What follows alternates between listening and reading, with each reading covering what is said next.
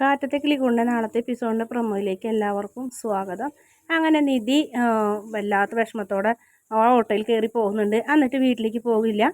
ഒരു ആൽത്തറയിൽ ഇരിക്കുന്ന ഒരു ഭാഗമാണ് കാണിക്കുന്നത്. അതേസമയം തന്നെ സുഭാഷ് ജോലി കഴിഞ്ഞ് വരുമ്പോൾ നമ്മുടെ നിധി എത്തിയിട്ടില്ല. അപ്പോൾ ഏട്ടൻ എന്തിനാ ചേട്ടത്തിനെ സൈറ്റിലേക്ക് കൊണ്ടുപോയെന്ന് പറഞ്ഞപ്പോൾ ഞാൻ എൻ്റെ അവസ്ഥയെ കാണിച്ചു കൊടുക്കാൻ കൊണ്ടുപോയതാടാ.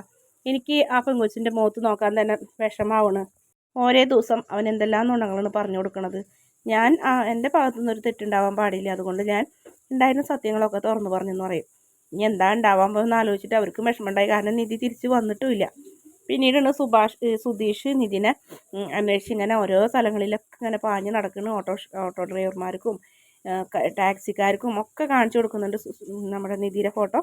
ഈ പെൺകുട്ടിയെ കണ്ടോ നോക്കുമ്പോൾ ആരും കണ്ടിട്ടില്ല. ലാസ്റ്റ് നിധി ഇരിക്കുന്ന സ്ഥലത്തേക്ക് സുധീഷ് എത്തുന്നുണ്ട്. പിന്നീട് സുധീഷിനെ ചതിയൻ, ദുഷ്ടൻ, ക്രൂരൻ, സ്വന്തം കുടുംബക്കാരെയും എല്ലാവരെയും ചതിക്കിന് നോണ പറയുന്നവനാണ് എന്നൊക്കെ പറഞ്ഞു കഴിഞ്ഞിട്ട് ഒരുപാട് ദേഷ്യപ്പെടുന്നുണ്ട്. എന്തായാലും ഇതൊക്കെ സുഭാഷ് കാരനെന്ന് അറിയുന്നത് കൊണ്ടാണ് സുഭാഷിൻ്റെ നിയന്ത്രണം വിട്ട് നമ്മുടെ സുധീഷ് അടിക്കുന്നുണ്ട്. വീഡിയോ ഇഷ്ടപ്പെടുകയാണെങ്കിൽ ചാനലൊന്ന് സബ്സ്ക്രൈബ് ചെയ്യണേ.